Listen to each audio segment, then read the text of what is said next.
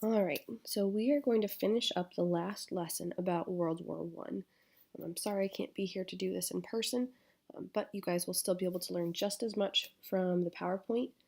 I strongly suggest you fill out your study guide questions while you're listening to this presentation. The way the Edpuzzle video is set up, it will give you time, it'll pause and give you time to write the answers to the study guide questions before it moves on.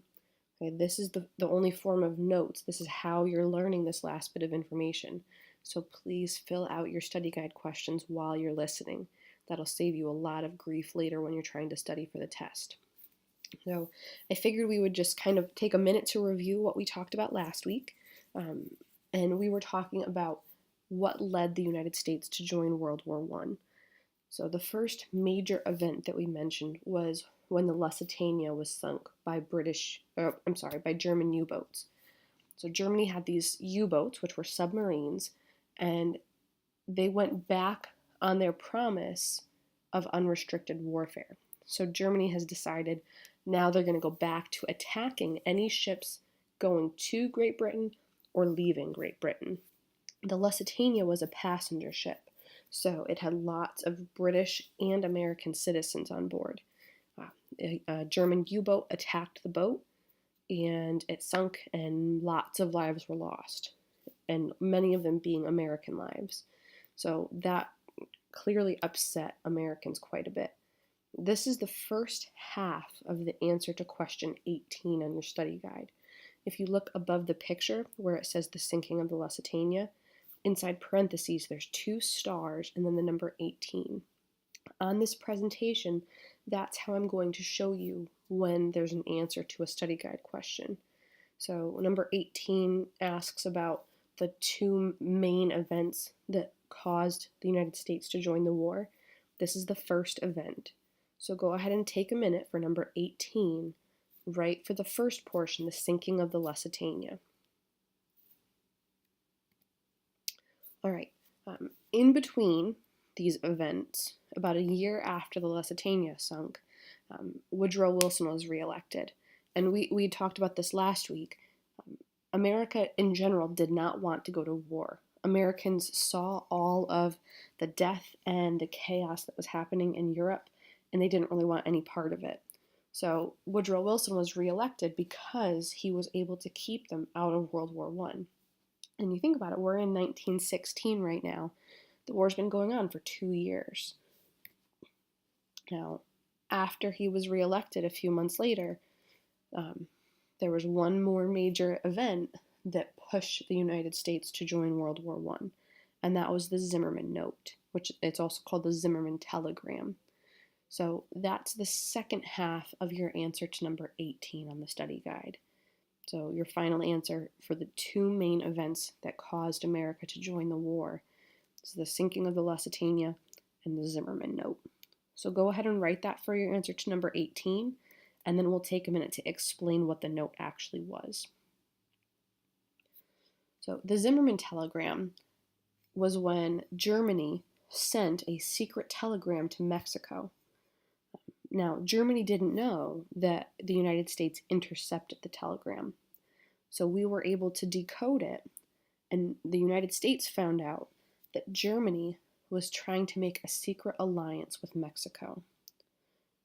Germany said, hey, Mexico, if the United States joins the war, you need to attack them, and we'll back you up. We'll give you money, we'll give you supplies, but because you're right next to America, if you attack, there's a good chance we can beat them. And they promised land and money and territory to Mexico if they were willing to help. So again, that's full secrecy in the part of Germany. Germany was secretly trying to make this arrangement with Mexico so that if the United States did join the war, they could be defeated.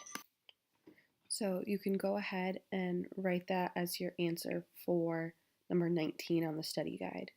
Again, the Zimmerman Note was when Germany tried to get Mexico to side with them if the United States joined the war. All right. Now, this won't be on the test, so there's no questions for this on the study guide, but just to give you a timeline, April 4th, 1917 is when the United States Senate declares war. So that's a portion of the government. And then 2 days later, on April 6th, the House also declared war. So we were officially at war. And if you think back a few minutes ago, we said that President Wilson was reelected to keep us out of the war. But the way that he kind of justified it was that we were making the world safe for democracy by going to war against places like Germany, the Ottoman Empire, Austria-Hungary. That was going to protect democratic ideals. All right, so now the United States is in war. We're going to kind of take a step back and look at what life was like at home during World War I. This isn't necessarily just for the United States. This applies to really any country that was involved in the war. So the first thing that you need to know is that World War I is considered a total war, which is the blank for number 20 on the study guide. In a total war, that means that all of the resources on the home front were dedicated to the war efforts. So go ahead and fill in that blank for number 20 on the study guide. When we talk about a total war, we really don't have a concept of that today in America. This means that the factories, schools, towns, everything was all about fighting the war and winning the war. And even though we had this in America, we didn't have a total war nearly as much as European countries or Asian countries. When we think about places like Paris, not only were all of their resources dedicated to the war, but they were having battles fought in their backyard, sometimes in their homes. When we look at World War II, we'll watch some footage of some bombings, and they weren't bombing random fields in the middle of nowhere. And this war was happening in the streets where people live. So even though it's considered a total war in America, because all of our resources went to the war, it was much more real in other countries. So a few examples that would apply to just about any countries regarding a total war is that all of the factories, any industrial places, they're now going to be responsible for making military resources. So number 21 on your study guide asks you to explain one or two ways of how the total war affected factories. Well, one way is that no matter what that factory was originally producing, well, now it's going to serve a military purpose. A place that manufactured cars, well, now they might be manufacturing parts for tanks. Some place that did lots of metalworking, maybe they're going to be manufacturing machine gun parts or bullets. Everything was redesigned to make it all about the war. Another possible answer you can have for that is that everybody had their role in the war. So before World War I, women, their place was considered in the home. Women didn't really have jobs. They stayed at home. They made sure that their house was taken care of. They looked after the children. They didn't have public jobs. But when the men left to go to war, somebody had to make sure the factories were still working. Because now that the men are fighting in battle, well, if they're depending on those machine gun parts, well, somebody has to be there to make them. So this is kind of the first time that women have stepped up and had a role in public jobs. In World War II, we'll look at Rosie the Riveter. You've probably seen her cartoon where the we can do it attitude. And even though that was for World War II, the same idea applies to World War I. Everybody had to do their part to contribute to the war efforts. So if you're looking at the slides and you're answering number 21, you can write either the second or third bullet point. Factories were redesigned to make military goods, and women now were working in the factories to make sure that the job got done. So go ahead and take a minute to write your answer for number 21. Now, another thing that happened during wartime that affected everyone was rationing, or having rations. What that means is people had to limit the consumption of resources and goods that were necessary for the war effort. So take a minute and write that in for number 22 on the study guide, and then we'll explain it. So what rationing means is anything that could be beneficial to the soldiers or the war effort was limited at home. So in a few minutes when we look at some advertisements and cartoons, a good example is sugar. You couldn't just go to the store and buy as much sugar as you wanted. America needed to focus on making sure that the troops had everything they needed. So things like sugar or flour, grains, all of that had to be limited at home so that they could make sure there was enough to send to the troops.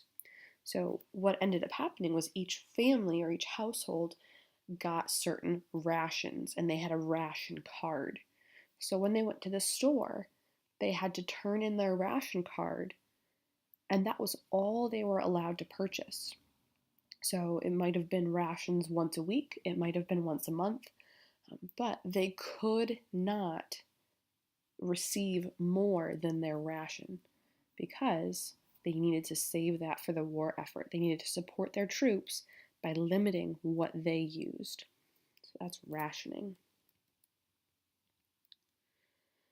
Something else that was certainly not new to World War I, but definitely stepped up during the war was propaganda. And you've probably heard that term before. But propaganda is one-sided information to keep support for the war or for whatever's going on. And that's the answer to number 23 on your study guide. So take a minute and write in propaganda for number 23. So when we talk about propaganda, it can be to a very high level of filtering out information, or it can be very simple. And propaganda in itself isn't necessarily wrong. It's trying to just show one side of the story to help encourage people to action. So what's going to happen is I'm going to show you a few images of World War I propaganda, and it's going to be from different countries. So some of the propaganda we might look at and say that's horrible, whereas some, it doesn't seem quite so bad. So we'll look at the propaganda posters for a minute, and we look at this again with World War II. We step up the level of propaganda with the Second World War. So hopefully you know who this is by now, growing up in the United States of America. That's Uncle Sam, okay? And he really, really stepped up his public appearance in World War I. So this would be a poster that would be hanging up on popular buildings, hanging in the streets, and it says, "I want you for the U.S. Army." And so again, this is a form of propaganda. It's not trying to say that war is right. It's saying that you are needed. It's trying to make the individual feel like they should contribute to the war by joining the army. So technically, this poster is United States propaganda. Again, it's not necessarily deceitful.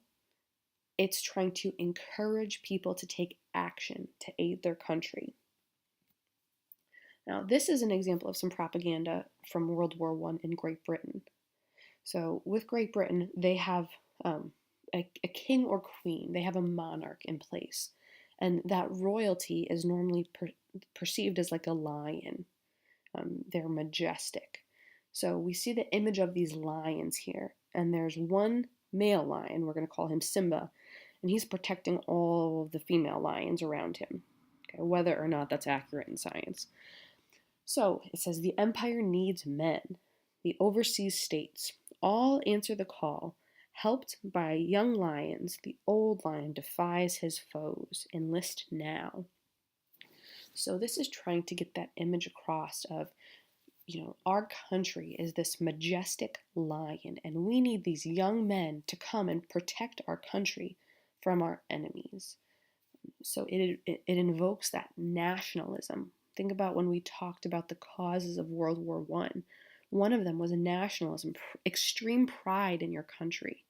So they're trying to play off of that. Again, not necessarily deceitful, but they're trying to really encourage people to enlist in their military to help defend the country.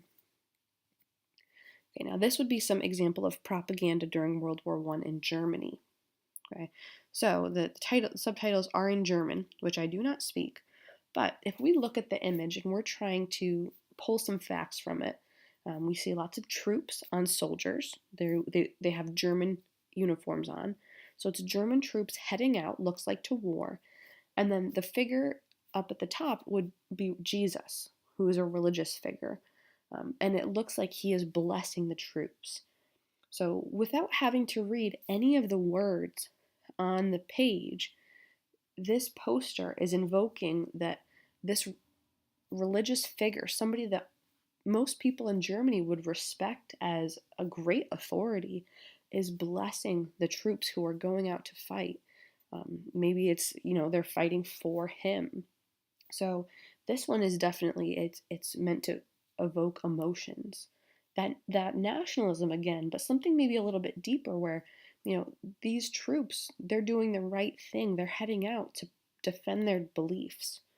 So again, not necessarily deceitful. None of these are going right out and being blatant, but some powerful stuff coming through this propaganda. Now, this would be an example of a rationing poster during World War I. So this would be hanging up. It says, this store is pledged to conform to the sugar regulations of the United States Food Administration. Your sugar ration is 2 pounds per month. We must confine our consumption of sugar to not more than 2 pounds per person per month in order to provide a restricted ration to England, France, and Italy. Okay, and so if we look, America's voluntary ration, England's compulsory ration. And then they compare, in France, they were allowed 1 pound and 1 ounce. And in Italy, they were allowed less than a pound. So what that means is if Mr. Overlock and I go to the store and we pick up some sugar, well, we're not allowed to purchase more than 2 pounds in a month. And that's not bad, but again, think back to this time period. There weren't all sorts of processed, pre-made, convenient foods that we're used to now. There were certainly some, but sugar was a staple item. But this is an example of something that would be hanging up in a store to help remind people of why they have to limit what they can purchase. It's for the troops. It's for supporting our allies. Now, this is an example of a rationing poster that can also work as propaganda. Save a loaf a week, help win the war. So for people who stayed home, everything was kind of geared towards how can you do your part. So for this one, by saving a loaf of bread a week, they're saying that, well, when you do that, you're supporting the troops. That can be what helps us win the war. So it's evoking that feeling of I can do something, I can help. So that would be rationing and propaganda. This one is geared towards kids. It says, little Americans, do your bit. Eat oatmeal, corn, meal mush, hominy, and other corn cereals and rice with milk.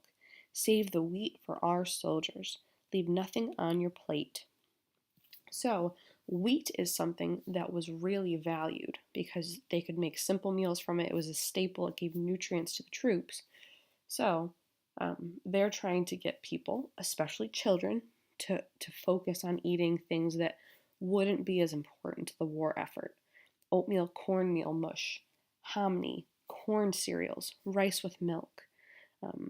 And they're saying this is how you can do your part. You may just be a little American, but you have a role in the war too. The other thing, leave nothing on your plate. Food waste wasn't as much of a problem then as it is now, but any of that food that was wasted, well, that could have been something that could have been sent to the troops. So that's something geared towards children.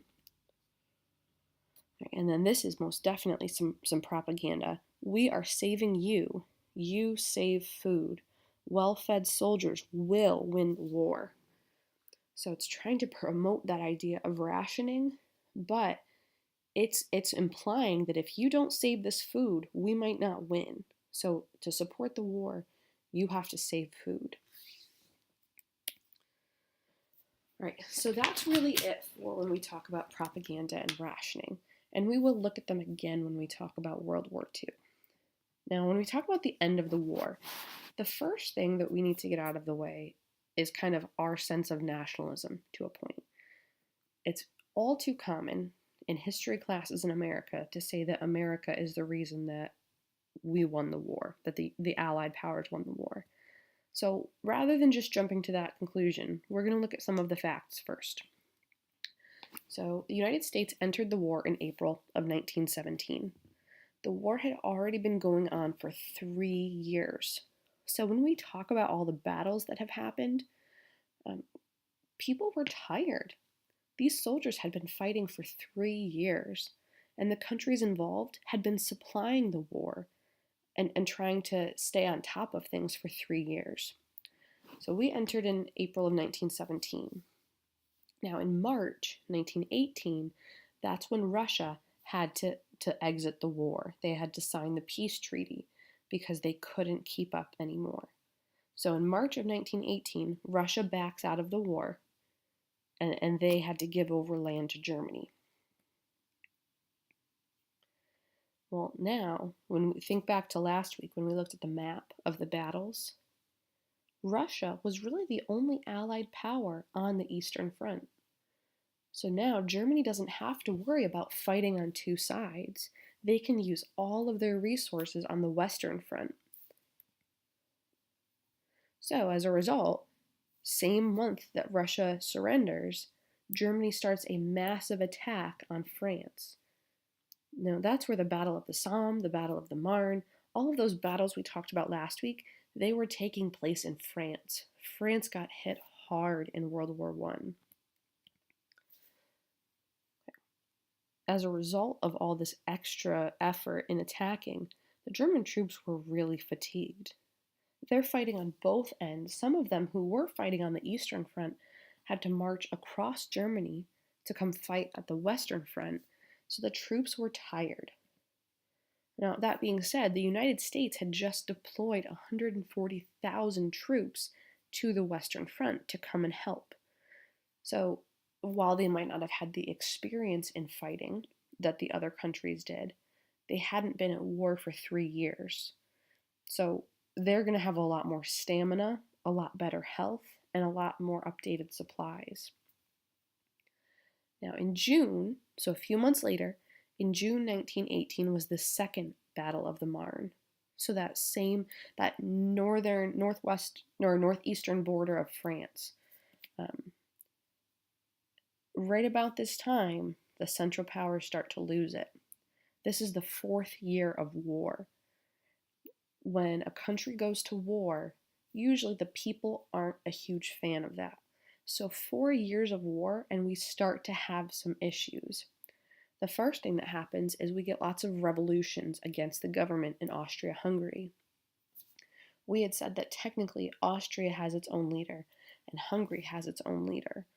Well, even in smaller groups than that, certain national areas started to revolt against the government. They wanted to be done with the war and all the death that they were experiencing.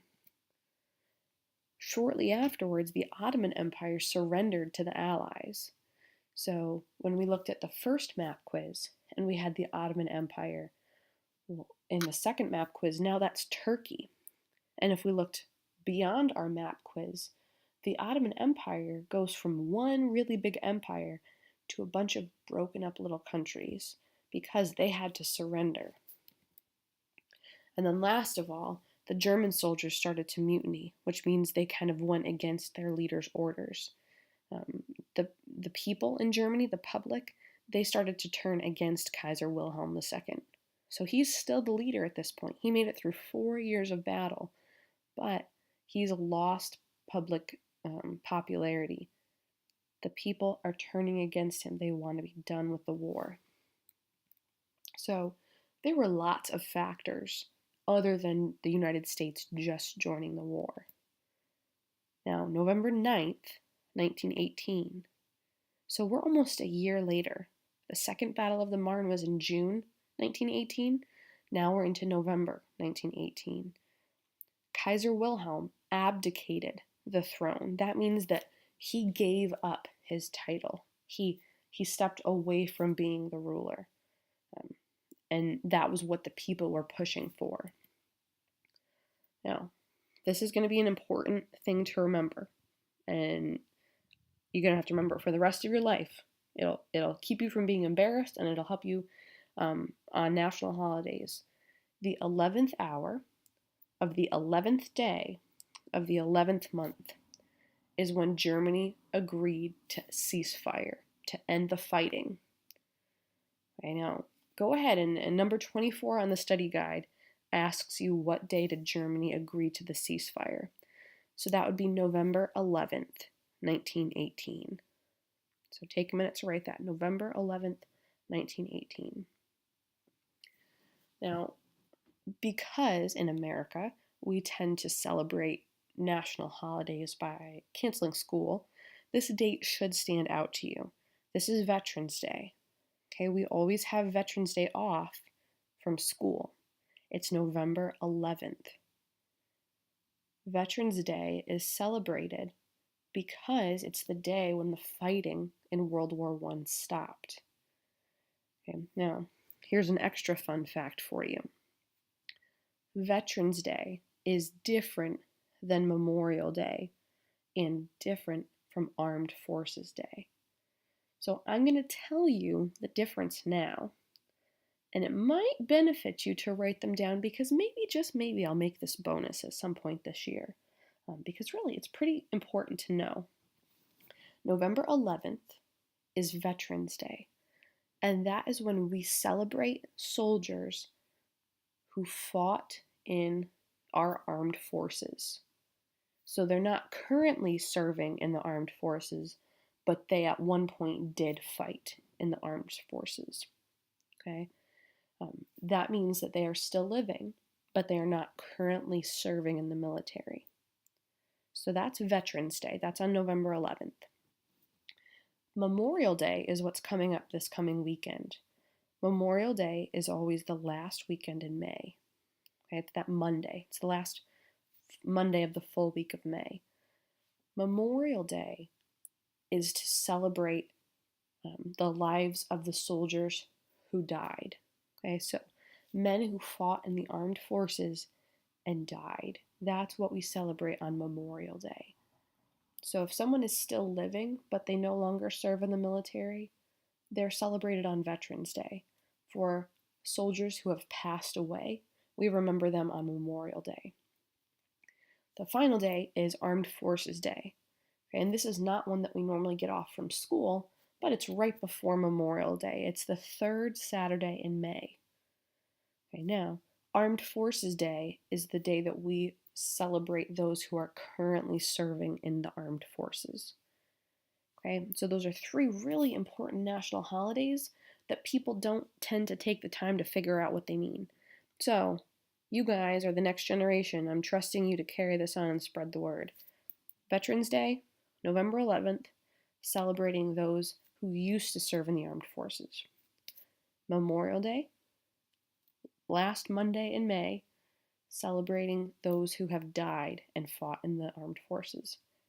Armed Forces Day, third Saturday in May, celebrating those who are currently in the armed forces. So there's your little fun fact for the day. All right, now when we talk about number of people affected by World War I, to me, when I see these numbers, you guys know I'm not good with abstract thought. This says that 8.5 million soldiers died in World War I. That's clearly a huge number. So what I did to try and help us visualize this is I looked up some of the populations of different states. So based on what I could find, and some of the data is a little bit outdated. Some of the census years are from 2015 rather than this year. 8.5 million soldiers dead. Well, the first statistic I have for you will be helpful if you've ever been to New York City. Think about how packed with people New York City is.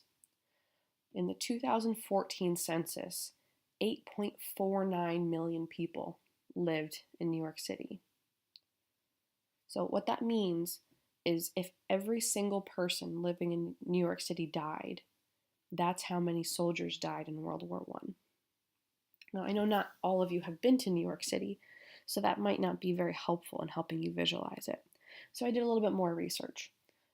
And based on 2015 census, if every single person living in Maine, Massachusetts, and Vermont were to die, so 3 states, Maine, Massachusetts, and Vermont, that would be 8.6 million people.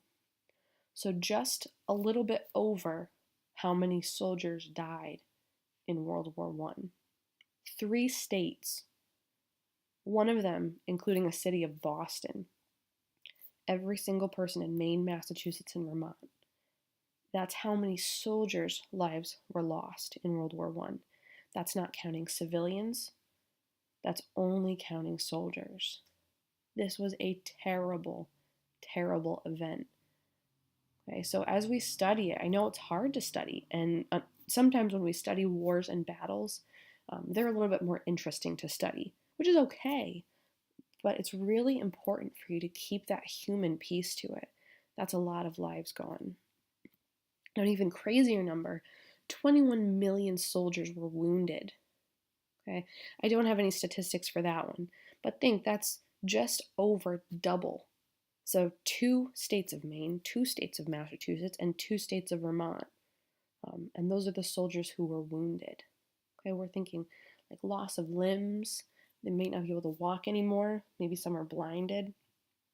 That's a lot of lives affected. And it had an average cost of about $338 billion. So really the world is hurting at this point.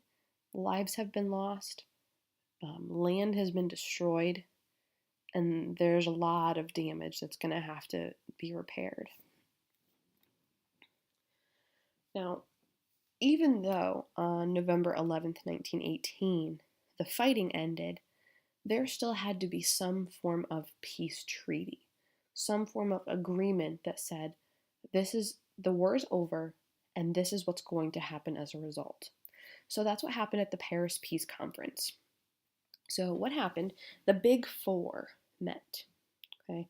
Now, you only need to know the countries that were involved at the Big Four. Okay. The leaders would be the same as at the beginning of the war. France may be the exception to that. So the Big Four included the United States, Great Britain, France, and Italy.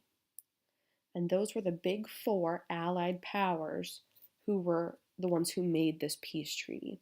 So that's the answer to number 25 on your study guide. So go ahead and take a minute and answer number 25. Again, the 4 countries that were the Big Four: the United States, Great Britain, France, and Italy. Now, when you study American history, you'll talk about President Wilson's 14 points. And that was kind of a list of things that he thought needed to happen for there to be peace. Well, what ended up happening was the Treaty of Versailles. Okay? And that was the final treaty that's what was approved and agreed upon by both the Allied powers and the Axis powers. So there were some key points to this Treaty of Versailles. The first one is the War Guilt Clause. Okay, now this is number 26 on your study guide, and it's really, really important historically. The War Guilt Clause was a portion of the Treaty of Versailles that said that Germany would take responsibility for the war. Okay, it says that Germany would take responsibility for the war.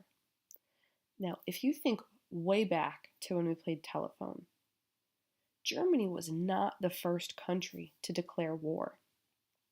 Austria-Hungary was the first country to declare war, and it declared war on Serbia.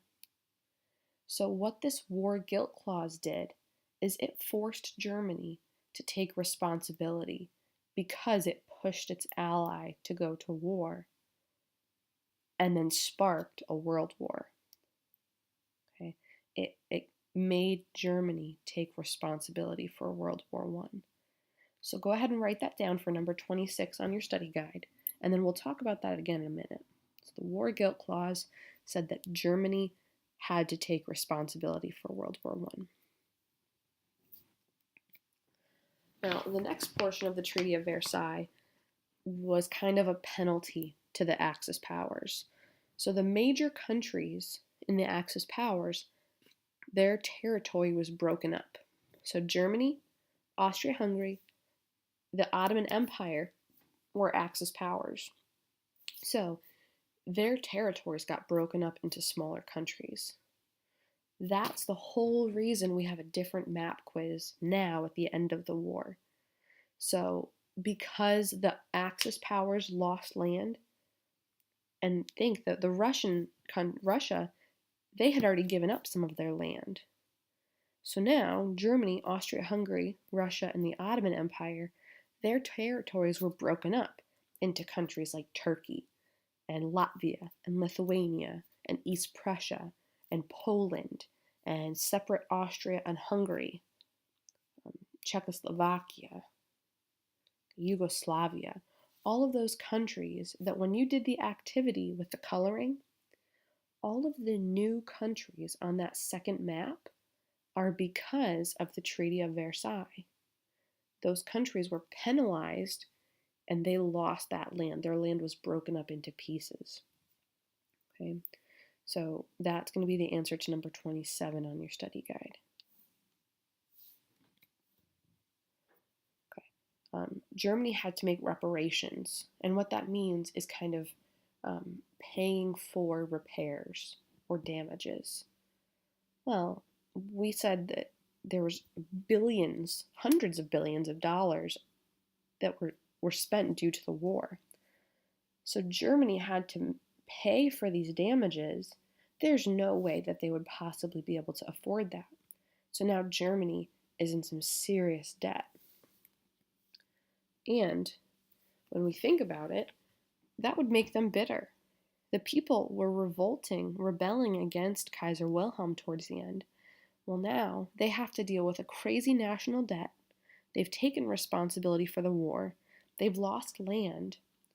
So the Germans were really bitter, and understandably so. So this Treaty of Versailles, it contributed to World War II. Because think about where Germany is. Germany is broke and desperate. And one thing that as you grow older and you learn more and more about history, being broke and desperate is setting you up for a takeover. So someone who is an excellent political speaker, who has a strong personality, can swoop right in and attempt to save the day. And this is what sets the stage for World War II. So number 28 asks questions like, how did the Treaty of Versailles lead to World War II? Because Germans were broke and bitter and felt betrayed, they were easy to persuade to go back to war. There was nowhere to go but up. You can put it in any wording that you'd like that really just explains that they were at the very bottom, and they were hurting and wanted revenge. So go ahead and take a minute to answer number 28. Just to give you a quick picture, these are the big four. So we have the leaders of the United States, Great Britain, France, and Italy all together. And they all became very, very well known. Okay. The last thing that we really talk about in World War I to make our transition to World War II easier are the effects that the war had. So other than everybody being broke and land being destroyed and having to repair things, even in countries that weren't as heavily damaged, humanity was depressed. Before World War I, there was growth and there was industry and we had new technology. But then looking at what humanity did during World War I and the death and the destruction and all the horrible things, it really kind of made people feel pessimistic. That means if the whole idea between looking at a glass that's halfway, either full of water or empty. Pessimistic means you see the glass halfway empty. It's a depressed or sad look on life. And so for lots of people, that's what happened because of World War One. The whole world's atmosphere was just kind of a negative outlook on things because they saw the awful things humanity was capable of. Um, if we were looking for a positive from that, well, because people started doubting, we have all new forms of art and literature, philosophy, science. Um, Surrealism is when you think of like the art that looks really funky, that can be surrealism. Um, really starting to look inward. Existentialism is like, well, why are we here anyways? Um, so the entire world is starting to have these thoughts.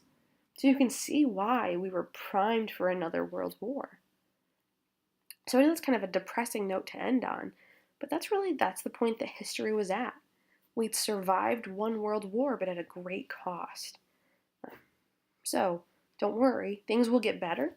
But that's it for World War II.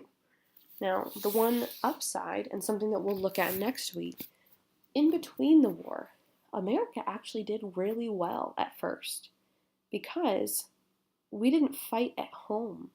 We didn't have to worry about repairing damaged cities and fixing things. We were able to supply countries, and we actually made quite a profit from World War One. Not in a malicious way, but we were in the roaring 20s afterwards. America prospered, everything was great, and then we had the Great Depression, and it was not so great. And again, that's what helped build to World War II. So the rest of this week, you're going to spend studying for the test. You now have all of the information that you need for the test. And this ed puzzle video will be up all week long. So if you missed some questions on your study guide, you can always come back through and watch the video. And once you've watched it once, you can skip ahead. So please feel free to listen to this more if you need to. You can always email me with questions, and I can't guarantee I'll get right back to you, but I will do my best. And then when you take the test on Friday, use this information. Okay, you guys know this stuff. So thank you so much for listening. Hopefully you're all still awake. And I will see you soon.